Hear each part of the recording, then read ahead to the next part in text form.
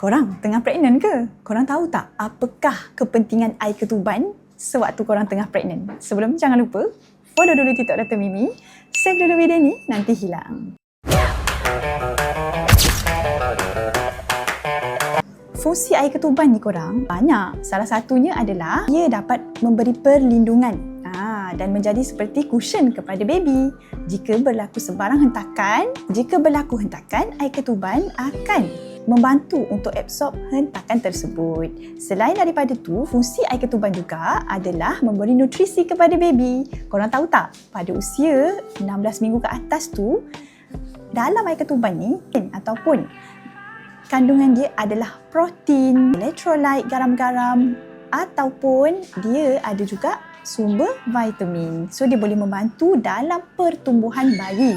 Selain pada tu, air ketuban ni dia juga bertindak ataupun berfungsi sebagai perlindungan kepada bayi daripada kuman.